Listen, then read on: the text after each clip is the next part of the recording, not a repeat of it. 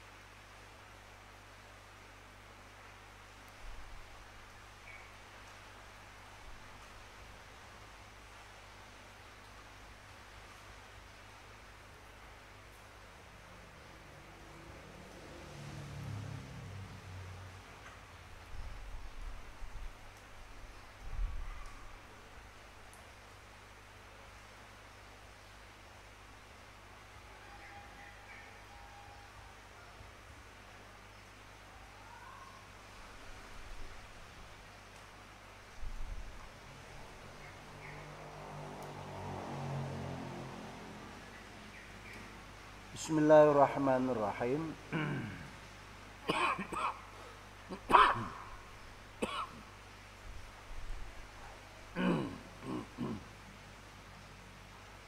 Qala rahimahullah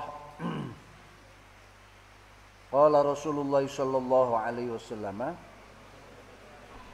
ij'alu akhir salatikum bil lail Ij'alu padha ndadekno sira kabeh akhir salatikum ing akhiri salat sira kabeh, maksude salat sunat. Akhir salatikum ing akhiri salat sira kabeh bilaili kelan waktu bengi, yakni salat tahajud atau salat witir, salat sunat. Akhir salat, tapi yang dimaksud salat witir. Akhir salatikum ing akhiri salat sira kabeh bilaili kelan waktu bengi witron ing ganjil, yakni salat witir. Witron ing ganjil. Witron ing ganjil. Rawahu Qaf dal an Ibnu Umar hadisun sahih. Hadis nomor 185. Rasulullah Shallallahu Alaihi Wasallam perintah pada para sahabat.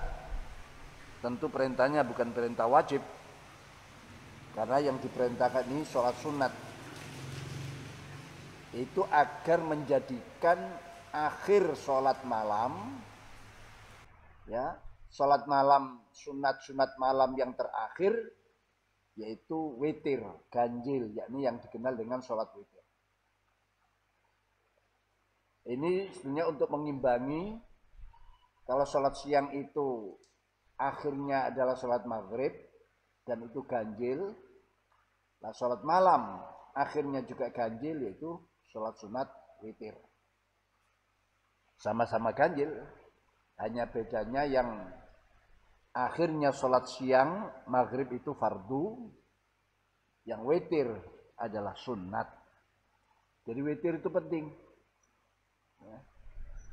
Ulama-ulama dulu hampir tidak ada yang meninggalkan sholat witir. Walaupun ada yang setelah sholat isya, ba'diyah isya, ya, lalu witir. Sebagian. Ada yang memang betul-betul mengakhirkan seperti perintah ini, perintah sunat ini. Ya. Walaupun yang sholat witir ba'diyah isya nanti bangun dan sholat sunat, tahajud dan sebagainya, itu sangat masyhur perbedaan ini di antara sahabat, antara sahabat Bakar, sahabat Umar, sahabat Utsman, sahabat Ali, itu melakukan keduanya. Artinya sahabat Bakar itu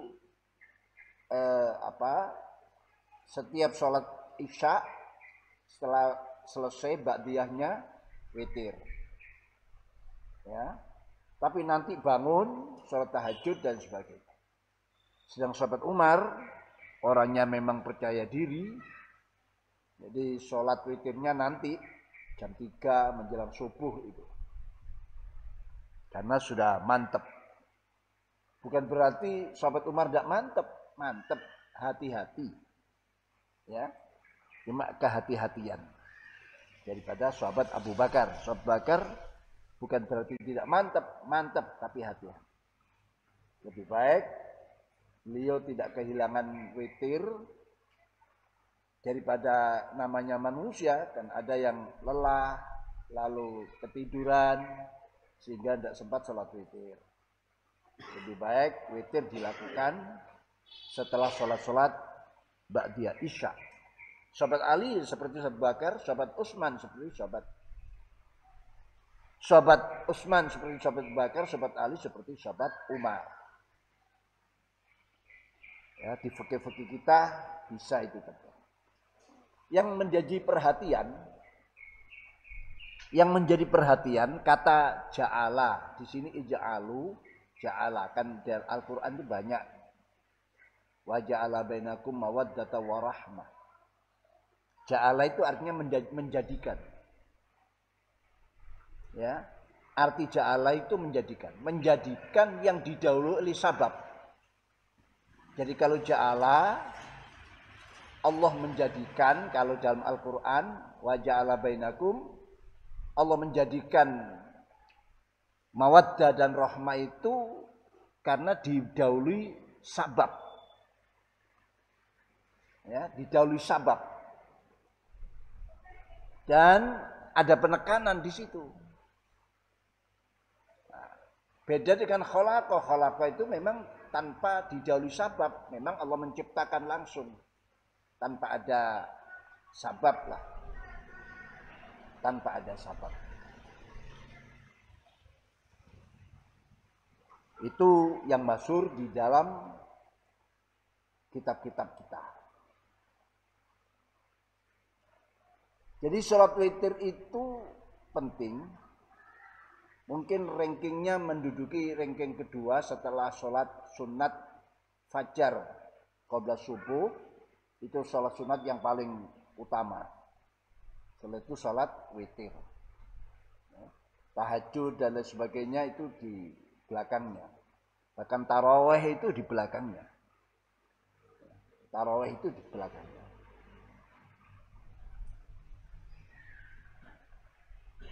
Karena sehutnya hadis ini sehut amar ija'alu, maka di antara madzhab ini ada perbedaan. Menurut madzhab Abu Hanifah ya wajib. Jadi witir itu menurut madzhab Abu Hanifah itu wajib. Karena apa? Karena sehutnya amar ija'alu. Menurut usul fikih al-amru yadullu alal wujub hakikatan. Mana ada sehut amar perintah maka menunjukkan wajib. Itu secara umum. Ya. Tapi untuk madzhab Syafi'i,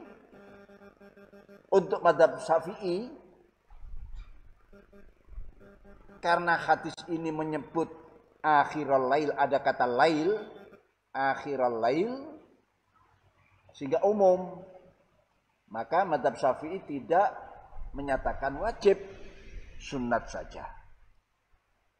Ya, sunnat saja. Walaupun ada hadis-hadis lain, misalnya malam yutir falaisa minna, ya, man lam yutir falaisa. Barang siapa yang tidak sholat witir, berarti bukan termasuk orang yang melakukan sunnahku. Jadi falaisa minna ini jangan diartikan bukan golonganku. Kalau bukan golongan Rasulullah, golongan siapa? Atau diartikan bukan umatku. Lah kalau bukan umat Rasulullah, umat siapa? Semua ini umat Rasulullah. Ya, cuma ada umat ijabah, ada umat dakwah. Umat ijabah ini yang sudah tunduk-tunduk melaksanakan perintah. Lah umat dakwah ini ada yang belum, bahkan masih kafir, makanya didakwai. Ya. Ada yang masih separuh-separuh, setengah-setengah itu masuk umat dakwah. Nah sekarang ini kebanyakan umat Islam itu masih di dalam tataran umat dakwah ini. Kalau umat ijabah tidak seperti ini. Ya, mandi-mandi, kuat-kuat, menangan kalau umat ijabah. Kebanyakan kita ini kalahan kan. Kalahan. Senangnya tengkar dengan saudara sendiri. Ini dasar sahabat Abu Bakar, sahabat Utsman melakukan sholat witir di awal, maksudnya setelah sholat isya, itu ada dasarnya. Ada dasarnya, bahkan riwayat Imam Muslim, yaitu berupa man khafa alla yaquma min akhiril lail falyutir awwalahu. Wa man tama'a yakuma akhira falyutir akhiral lail. Fa inna sholata akhir lail masyhudah. Barang siapa yang khawatir, ya ini tambahan, barang siapa yang khawatir tidak bisa sholat witir di akhir malam sebagai penutup, maka witirlah di awal malam. Maksudnya awal malam ini setelah melakukan sholat isya, ya, ba'diyahnya isya, lalu ditutup dengan witir. Tapi kalau mantap dia menginginkan witir seperti apa, ya, seperti dawuh Rasul ija'alu akhir sholatin al-witra, ya, akhirkan. Dan biasanya orang kalau sudah biasa melakukan sholat witir, termasuk tahajud, Kalau biasa itu seperti ada yang membangunkan. Malaikat-malaikat itu membangunkan. Ngelilir lah di waktunya. Tinggal dianya gimana. Mau sholat apa melanjutkan tidurnya. Kalau sudah mimpi yang menyenangkan ya mungkin malas. Tapi bangun dia, dibangunkan oleh malaikat. Ya, apalagi ada dawuh fa inna sholata akhir lail masyhuda. Sholat di akhir lail itu sholat yang disaksikan oleh para malaikat. Bukan berarti yang lain tidak disaksikan. Semua disaksikan oleh malaikat, tapi khusus ini ada saksi tambahan. Ya, ada saksi tambahan. Ada saksi tambahan. Nah, kalau sholat semuanya itu malaikat nyatet semua, menyaksikan semua. Tapi untuk sholat akhirul lail, bisa witir, bisa tahajud, itu ada saksi tambahan dari para malaikat. Itu ya, hadisnya ini hadis sahih. Ya. Kita mungkin banyak menemukan hadis yang semacam ini. Autiru, fa inna Allah yuhibbul witra. Berwitirlah. Maksudnya sholatlah witir. Ya. Karena apa? Karena Allah sangat senang, cinta pada orang yang melakukan sholat witir. Nah, ini. Wa bi ilaikal qala Rasulullah sallallahu alaihi wasallam ij'alu a'immatikum khiyarakum fa innahum wafdukum fima bainakum wa baina rabbikum. Qaf an Ibnu Umar. Menurut pandangan Imam Suyuti, hadis ini hasan. Oleh Imam Suyuti, hadis ini derajatnya disebutkan hasan. Walaupun ada ulama lain yang menyatakan hadis ini dhaif. Ya. Hadis ini dhaif, tapi Imam Suyuti memilih hadis ini hasan.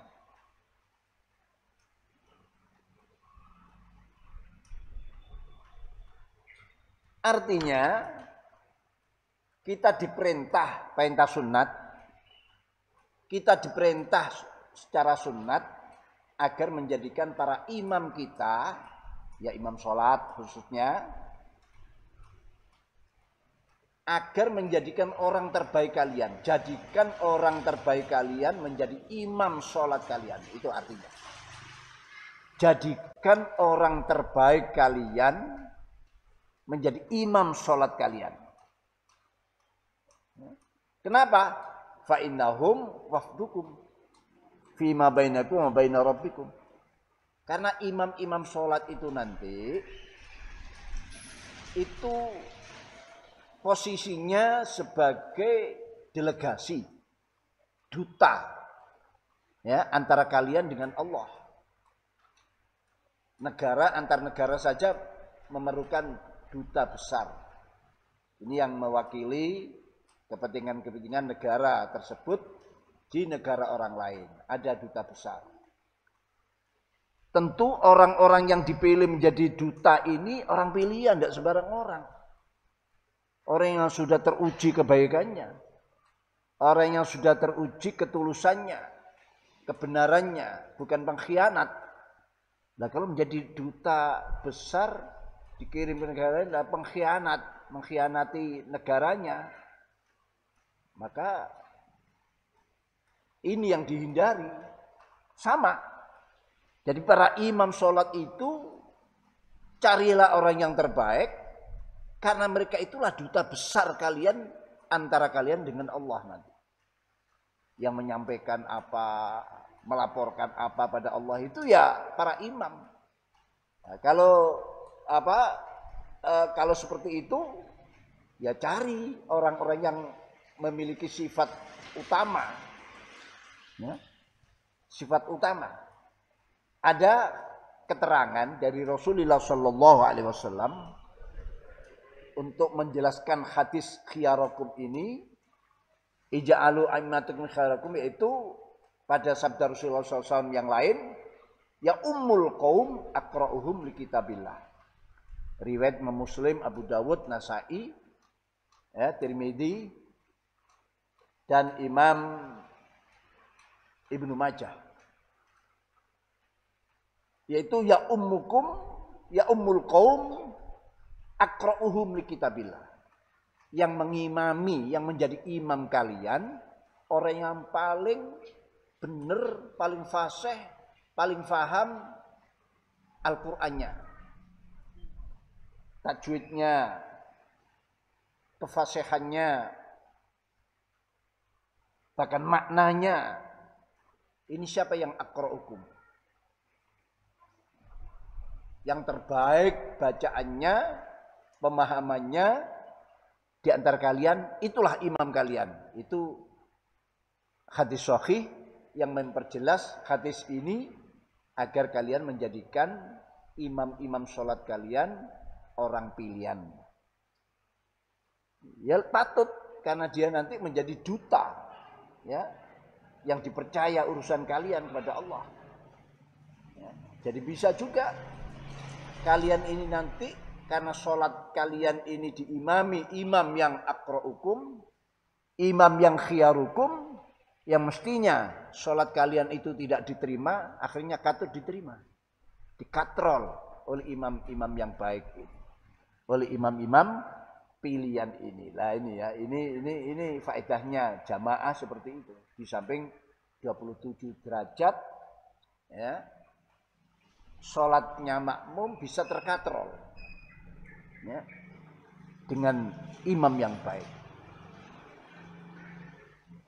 Rawu Qaf An Ibnu Umar. Imam Suyuti juga memberikan tanda hadis ini hadis hasan, walaupun ada yang mendhaifkan hadis ini. Ada yang mendhaifkan hadis ini, tapi Imam Suyuti memilih hadis ini hadis hasan. Wa bi ilaikal qala Rasulullah sallallahu alaihi wasallam, ij'alu min salatikum fi buyutikum wala tattakhiduha kubura. Rawahu Mim Qafdal An Ibnu Umar Ain Warruyani Wadhiya An Zaid bin Khalid wa Muhammad bin Nasr fi salat an Aisyah. Hadisun sahih. Hadisun sahih. Ija'alu padha ndadekno sira kabeh. Ija'alu padha ndadekno sira kabeh. Ini apa? Maksudnya menjadikan seperti tadi, ada sabab yang perlu dipenuhi. Ija'alu padha ndadekno sira min sholatikum sangka sebagian salat kabeh, min ba'diyah. Min sholatikum sangka sebagian salat sira kabeh. Min sholatikum sebagian salat sira kabeh.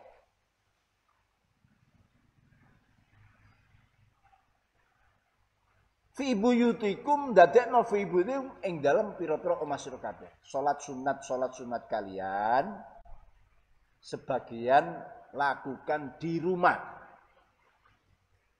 Ya, salat sunat kalian sebaiknya sebagian lakukan di rumah. Ini kebanyakan mengartikan salat di sini tentang derajat atau hukum salat sunat. Jadi jangan dijadikan rumah itu hanya tempat tidur, tempatnya menaruh barang-barang, ya, tempat yang lain, tapi juga jadikan sebagian sholat kalian di rumah. Karena sholat itu ibarat nur, cahaya. Jadi biar menerangi rumah itu tadi. Rumahnya tenang, damai, ya, pikiran-pikirannya fokus, khusyuk.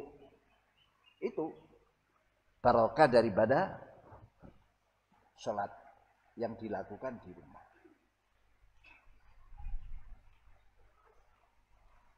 Karena apa? Karena antara lain melakukan sholat sunnah di rumah, keutamaannya melebihi daripada sholat sunnah di masjid. Di rumah itu lebih rimpen, lebih aman daripada riak. Kalau di masjid kan tampak, apalagi ada calon mertua di situ. Wah, sholatnya temenan. Biasanya enggak sholat sunat, ya sunatnya malah bolak-balik. Entah apa niatnya itu tadi. Nah, ini. Kecuali sholat-sholat sunat yang memang disunatkan berjamaah. Ini catat.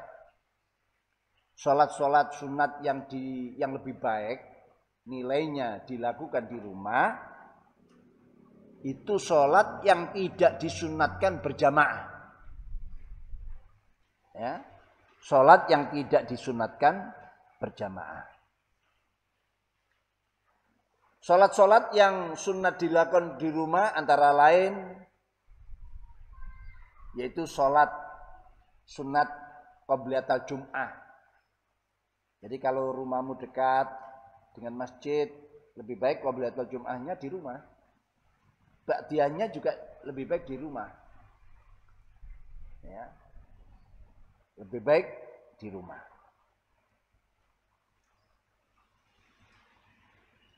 Ada yang mengartikan sholat di sini bukan sholat sunat tapi sholat fardu. Jadi artinya jadikan sebagian sholat fardu kalian, sebagian sholat dikerjakan di rumah.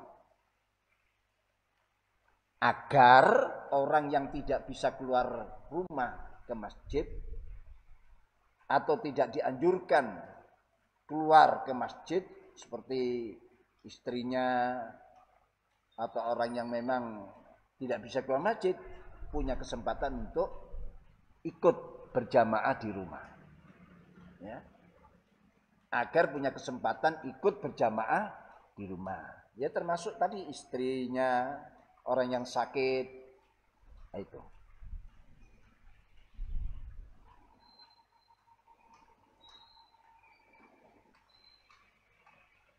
Tapi yang kuat, sholat yang sebagian sholat dilaksanakan di rumah itu, qaul awal tadi yakni yang sholat sunat. Yang qaul tsani kalah kuat. Ya. Qaul tsani kan sebagian sholat fardu, tapi sekali-kali lah dilakukan. Apalagi kalau tahu di rumahnya ada anggota keluarga yang tidak bisa keluar ke masjid. Gitu. Sehingga tidak pernah berjamaah, tidak pernah sholat ke masjid, agar memberi kesempatan mereka bisa berjamaah di rumah.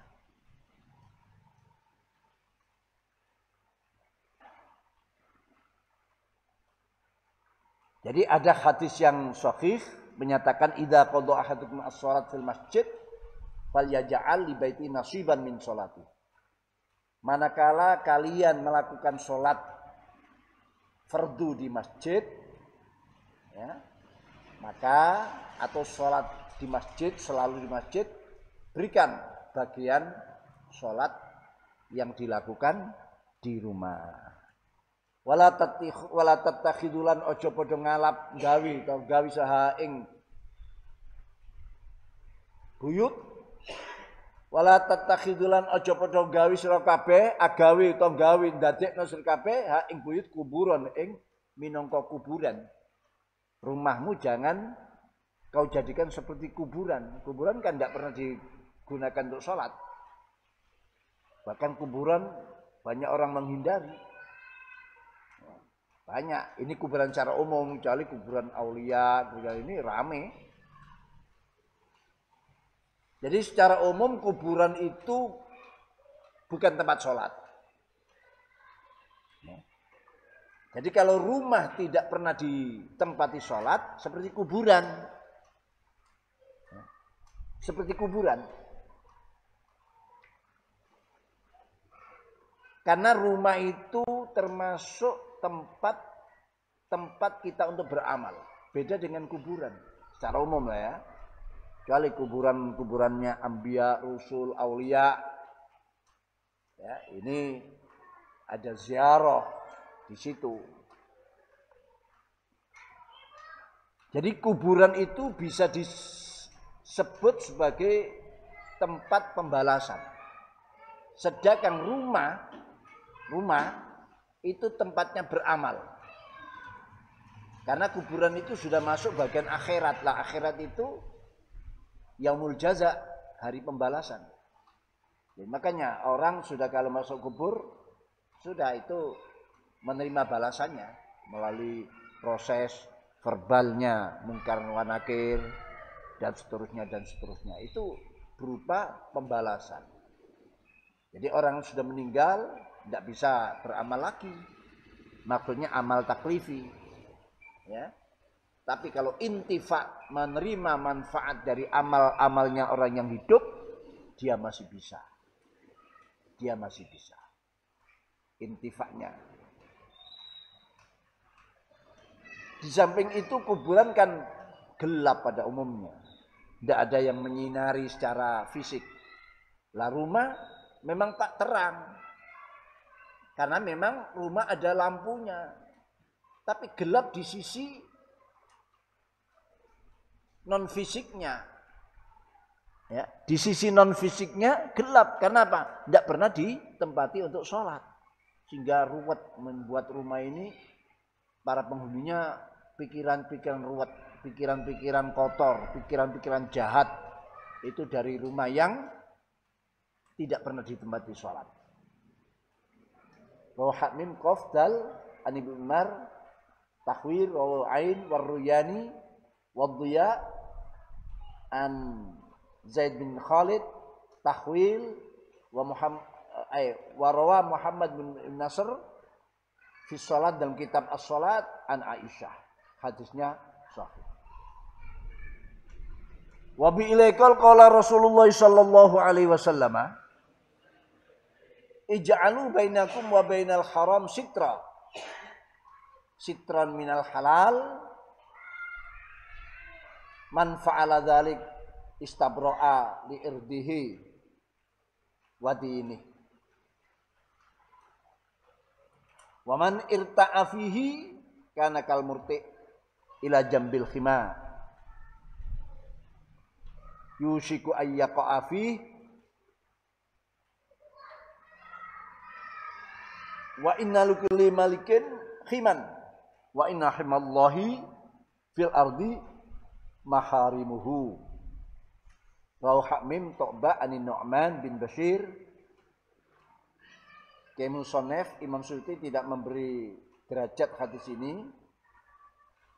Ya, tapi ada yang mengira Imam Suyuti memberi derajat hadis hasan. Imam Haitami pun menilai hadis ini perawinya perawi yang sahih. Tapi hanya ada satu. Ya, yang tidak sahih atau belum sahih. Hadis ini hadis nomor 188. Ada perintah agar kalian membuat tameng, tutup atau benteng penjaga antara perkara haram dan perkara halal kalian. Yang kalian lakukan dari perbuatan-perbuatan yang halal ini harus ada tameng. Jadi orang yang mestinya melakukan yang halal bisa juga dia ini nyeleweng akhirnya melakukan yang haram. Nah ini harus ada tamengnya. Makanya di sini perintah ja'alu bainakum bainal haram sitra. Jadikan antara kalian dan antara perkara haram dan perkara halal ada tamengnya, ada tutupnya. Ya. Untuk memisahkan. Maka barang siapa yang melakukan seperti itu, membuat tameng itu, berarti dia sudah menyelamatkan sifat prawironya, mungkin sekarang disebut muruahnya, ya, marwahnya, dan agamanya. Misalnya contoh, Contoh ya. Ada seorang yang sudah beristri ini ya, keluar ketemu perempuan lain. Nah, disebutkan bahwa perempuan lain ini di mata orang ini akan tampak seperti sangat menggairahkan. Artinya rumput tetangga tampak lebih hijau. Itu istilah. Punya istri cantik. Pokoknya sudahlah. Ya, sudah ukurannya full press body lah, kalau ibarat mobil itu sudah tanpa dembulan istrinya itu. Keluar rumah, dia ketemu orang perempuan lain. Ini setan ini memberikan daya tarik di situ. Lah, yang satu halal, istrinya yang satu haram. Bagaimana cara memberi tameng ini tadi? Kalau sampai timbul keinginan melihat perempuan lain, ajnabiyah tadi, keinginan, balik saja ke rumah. Apa yang kau inginkan di situ, lakukan di rumah dengan istrinya. Karena apa yang ada di perempuan lain itu juga ada di istrinya. Lah ini tamengnya gitu. Sehingga membatasi dia. Kan manusia ini memang dibekali dengan sifat syahwat ya. Kenormalan lah. Lelaki tergiur dengan perempuan dan sebaliknya perempuan itu sudah memang isen-isenani. Sifat dasar. Tidak bisa, itu namanya orang normal. Bukan hanya santri saja yang normal, kiai juga banyak yang normal. Bahkan mungkin lebih normal. Makanya para anbiya dan rasul itu manusia-manusia yang normal. Kalau melihat lawan jenis, ya, melalui sifat dasar pasti dia tertarik. Tapi karena normalnya itu tadi, sehingga bisa menamengi, ya, membentengi gitu. Kalau punya istri, ya antara lain seperti itu jalan keluarnya. Banyak jalan keluarnya untuk membentengi keharaman-keharaman itu. Ya. Kalau orang normal dan kebetulan orang-orang yang muttaqin, ya sudah. Semua itu dunia saja yang begitu sudah dilepas. Apalagi yang seperti itu. Nah, ini sebuah contoh. Ya. Jadi Rasulullah mengingatkan, idza ra'a ahadukum imra'atan fa'ajabatu falyati ahlah fa inna ma'aha mislal ladzi ma'aha. Barang siapa di antara kalian yang melihat perempuan lain, maksudnya bukan istrinya, lalu kok tertarik dia. Ya, tertarik. Kalau tertarik apa yang ada di dalam orang lain, kembali saja ke rumah. Kalau memang memungkinkan. Kalau tidak memungkinkan ya istighfar atau dipakai apa gitu. Kalau masih mungkin kembali ke rumah. Apa yang menjadi keinginan dia manakala melihat wanita tadi itu ada kok di rumah. Ya, sama saja. Itu dawuh Rasulullah SAW. Artinya hadis ini bahwa kalian harus menjauhi hal-hal yang haram. Ya. Menjauhi dari hal haram. Sehingga antara kalian dengan haram ini menjadi jauh. Seperti, karena jauh itu seperti tameng. Orang yang jauh kan sulit untuk. Ya. Kalau mendekat, ya malah tidak punya tameng. Jauh itu sama dengan jauhnya. Jarak itu sama dengan tameng. Itu sama dengan tameng. Menjauh akhirnya hilang ya. Menjauh akhirnya hilang. Itu jadi tameng itu macam-macam seperti itu. Barang siapa yang melakukan membuat tameng antara hal yang haram dan yang halal, contohnya 2 tadi dan yang lain masih banyak, berarti dia telah menyelamatkan sifat muruahnya, marwahnya, dan agamanya. Agama melarang. Jadi kalau dia melanggar berarti dia telah merusak muruahnya dan agama. Di sini dicontohkan sama dengan raja-raja dulu. Terutama Raja Arab. Kalau Raja Arab itu biasanya punya taman yang memang orang lain dilarang masuk. Taman yang orang lain, karena di situ permaisuri dan keluarga, di situ tempatnya. Jadi orang lain dilarang. Dikenal dengan khima. Khima itu tempat yang dilarang orang lain masuk, bahkan sampai mendekat pun dilarang. Karena mendekat itu nanti bisa masuk kebablas. Itu raja-raja dulu. Khususnya raja-raja Arab itu punya lahan, tempat, taman yang khusus untuk keluarga, tidak boleh orang lain. Makanya kalau orang sedang mengembala binatang ternaknya, tidak boleh dekat-dekat dengan taman itu tadi. Karena namanya ternak, kadang-kadang ya kebablas makan, karena di situ terpelihara. Daun-daunnya hijau, suket-suketnya, rumputnya itu lebih menyegarkan karena dirawat. Karena dirawat. Ini sehingga menarik gitu loh. Maka jauhkan, jangan mendekat.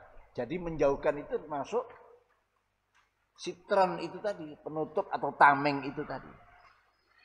Nah, kalau ada khima al-malik, ya, tanaman atau kebun raja yang orang lain tidak boleh mendekat, termasuk para yang pengembala-pengembala, nah kok mendekat, dia akan jatuh masuk ke situ karena lebih menarik di dalam.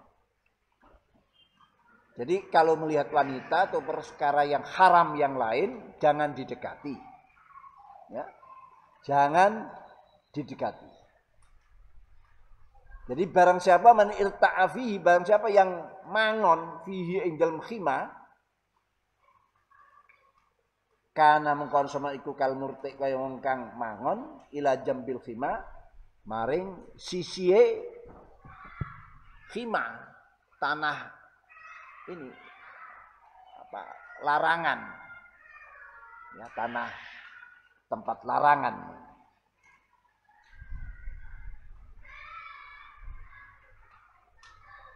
Yusiku meh apa ayyaka ayento tumiba sapa man fihi ing dalam khima. Artinya barang siapa yang mengembala binatang ternaknya dekat dengan tanah khima ini tadi, ya, tanah yang ada pelarangan untuk mendekat karena itu dikhususkan untuk keluarga raja, 95% dia akan masuk ke situ dan melanggar. Sedangkan Allah juga punya khima. Khima Allah itu ya larangan itu, hududnya Allah, batasannya itu. Barang-barang haram itu khima Allah, jangan kau dekati. Makanya ada ayat falatilka hududullah fala taqrabuha. Itu semua adalah batasan-batasan Allah, hukum-hukum Allah. Fala taqrabuha, jangan kau dekati. Batasan itu jangan kau dekati. Karena apa? Karena hudud itu berisi larangan-larangan. Kalau kamu dekati, kamu akan melanggar larangan itu.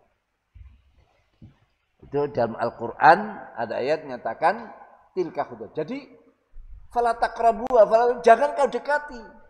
Mendekat saja tidak boleh kan gitu. Jadi maksiat itu jangan kau dekati. Mendekat maksiat saja tidak boleh. Apalagi melakukan. Ya. Apalagi melakukan. Ini biasanya di dalam qawaid fiqhiyah disebut untuk saddud dzara'i, ya, saddud dzari atau saddud dzari'ah, itu menutup antara yang menyebabkan orang ini melakukan pelanggaran. Jadi kira-kira ini kalau tidak dilarang, orang ini banyak melakukan. Nah, ya kan dilarang. Dilarangnya bukan karena asli hukumnya, tapi karena jaga-jaga, antisipasi istilahnya sekarang. Yaitu yang disebut dengan saddud dzari'ah. Wa inna khimamallahu ta'ala,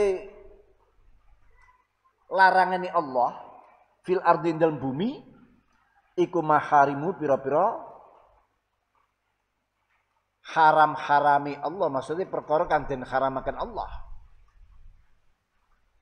Jadi raja itu punya bumi sengkeran, yaitu kebun-kebun itu tadi. Allah juga punya batasan-batasan sengkeran. Sengker itu ditahan, dilarang. Lah, sengkerannya Allah ya barang yang diharamkan. Kalau tahu itu barang haram berupa kemaksiatan, jangan kau dekati. Jadi barang siapa, ada riwayat Imam bin Daud menyatakan man dakhala khimahu birtika bi syai'in minha istahqal uqubah. Wa man qaraba yusiku ayyaqa fi. Barang siapa yang masuk pada sengkerannya baik raja ataupun Allah, ya, siapa yang masuk ke sana ada pelanggaran. Kalau ada pelanggaran, dia akan mendapat sanksi. Ada hak sanksi atasnya. Nah, barang siapa yang mendekati bukan masuk, mendekati, berarti dia sudah hampir terjatuh melakukan pelanggaran. Sehingga lahirlah yang namanya ikhtiyat, hati-hati. Ya, hati-hati untuk dirinya, hati-hati untuk agamanya. Nah, hati-hati ini diterjemahkan dengan jangan mendekati. Jangan mendekati. Nah, itu khima ini termasuk bagian dari hal-hal yang syubhat. Syubhat itu sesuatu yang tidak jelas halal haramnya. Jangan kau dekati, karena kalau dekati dia akan jatuh ke haram. Rawaha Mim Tokba anin Nu'man bin Bashir. Ya, itu tadi.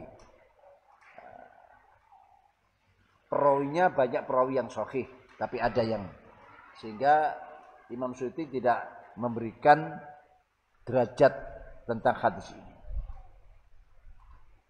Wa bi ilaikal qala Rasulullah sallallahu alaihi wasallam ij'alu bainakum wa bainan nari hijaba. Ija'alu padha ndadekno sira kabeh bainakum ing dalem antar sira kabeh wa bainan narin dalem antare neraka wa bainan narin dalem neraka hijaban ing aling-aling. Hijab ing aling-aling ya termasuk tadi benteng atau tembok, satir, hijab. Walau bisik kita merutin senajan kelawan sigare kurma siji. Walau bisik kita merutin senajan kelawan sigari kurma siji. Rotokba an Fadalah Ibnu Ubaid. Hadisun hasanun. Hadis nomor 189. Perintah agar kalian membuat pagar yang kuat, benteng, tutup-tutup yang kuat, ya, antara kalian dengan neraka. Jadi neraka ini bentengi, pageri, jangan sampai kamu terperosok ke sana. Banyak caranya. Di sini walau bisi kita merok ini dengan sedekah.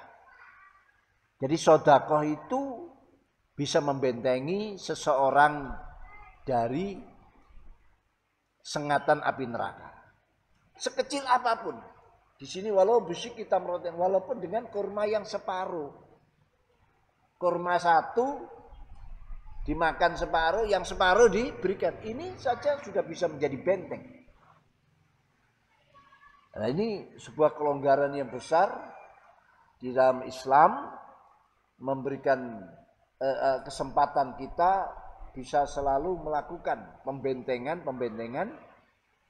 walaupun kita tidak punya apa-apa, punyanya air misalnya, punya sebiji apa umpamanya yang ternyata bisa manfaat pada orang lain, punya separuh kurma, ini lumayan lah kalau diberikan orang lain. Ya. Diberikan orang yang sudah kelaparan berhari-hari dan sudah biasa kelaparan, akan manfaat sekali. Ya. Akan manfaat sekali. Hadisnya hadis hasan oleh Imam Suyuti, juga hadis hasan. Jadi melihat beberapa hadis-hadis itu tadi, ada pelarangan, intinya agama melarang kita melakukan hal-hal yang dilarang agama. Bahkan dianjurkan kita ini berikhtiat, hati-hati. Walaupun ini halal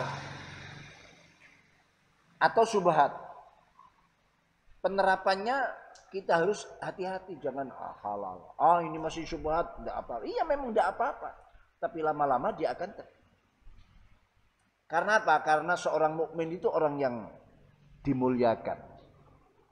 Orang yang mahal harganya. Jangan sampai melakukan hal-hal yang rendah-rendah seperti itu.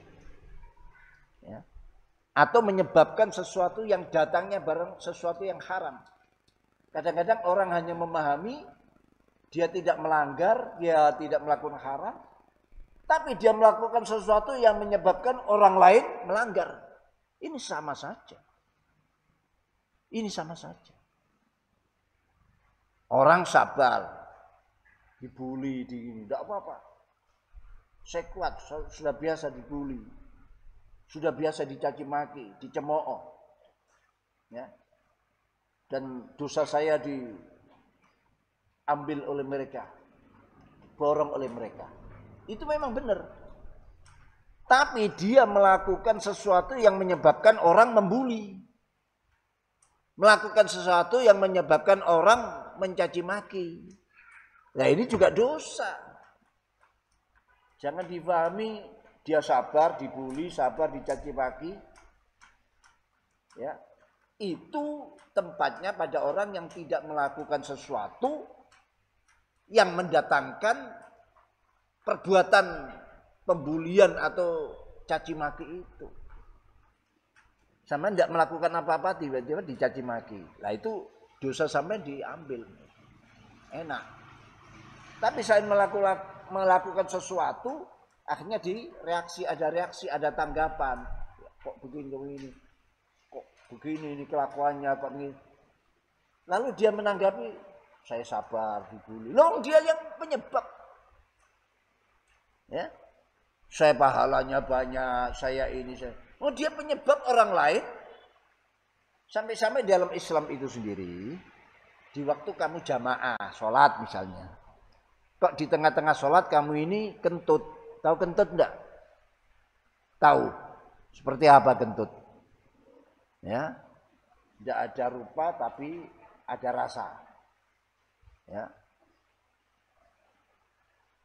Kalau dia sholat, apalagi di depan, soft depan, lalu batal kentut. Ini disunatkan dia menutup hidungnya, keluar, karena dia pura-pura sholat dengan keadaan batal, haram. Wah malu saya, batal. Tulan di depan, apalagi itu sholat Jumat banyak orang di belakang. Sudah mendekati sholat, tiba-tiba kentut. Gimana ini yang dilakukan? Apa diam saja, pura-pura, tidak kentut? Hah? Ya, nah ini bisa-bisa tuturi handayani yang ngentut depan, yang buri diarani.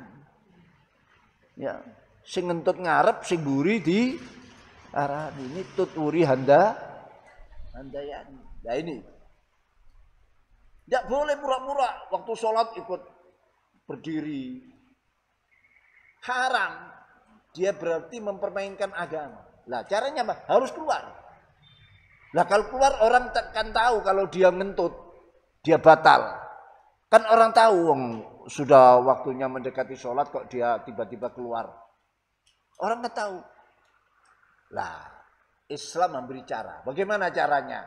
Keluarlah dengan hidungnya ini dipencet begini sambil keluar.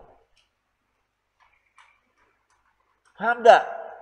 Hidung ini dipites dan keluar. Sehingga orang tidak menuduh dia yang ngentut. Orang ini paling alergi bau kentut. Nah gitu ya, sehingga hidungnya dipencet. Padahal yang ngentut dia. Tapi selamat, tidak dibuli, tidak dirasani. Kalau dia keluar gini saja terus selesai sholat, mari kentok-kentok boleh.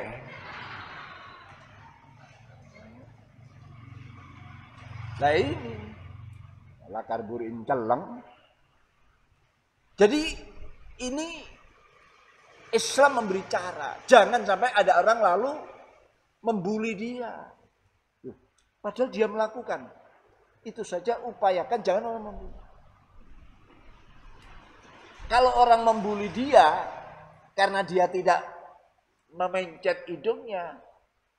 Padahal membuli itu dosa kan. Ngerasani dosa, mencoma dosa. Dia bisa dosa itu. Karena tidak melakukan pencetan ini tadi. Nah, itu ya. Jadi untuk menghindarkan hal itu perlu kita tahu. Ya, perlu kita ija'alu banika minar hijaban. Walau bisi kita, walaupun dengan separuh daripada satu biji kurma. Berapa harganya separuhnya biji kurma itu? Berapa? Satu biji saja tidak tahu ya. Berapa satu biji kurma harganya? Apalagi separuh. Seperti sesuatu yang kecil. Nilainya kecil. Tapi bermanfaat. Bisa menjadi tameng ya bagi mereka. Wa bi ilaikal ajillu Allah wallahu alim subhanakallah bihamdika asyhadu an la ilaha illa anta astaghfiruka wa atubu ilaik wa anakallahu bihamdika asyhadu an la ilaha illa anta astaghfiruka wa atubu ilaik wa anakallahu bihamdika asyhadu an la ilaha illa anta astaghfiruka wa atubu. Subhana rabbika rabbil izzati amma yasifun. Wassalamun ala al-mursalin walhamdulillahi rabbil alamin. Ya Rabbana tarafna bi annana tarafna wa annana asrafna ala ladha ashrafna fatub alayna tawbah tawsil li kulli hawbah واستر لنا العورات وآمن الروات واغفر لنا رب ومولدينا والآل والإخوان وسائر الخلان وكل ذي محبة أو جيرة أو صحبة والمسلمين عجما آمين رب اسمع فضلا وجودا منا لا باكتساب منا بالمصطفى الرسول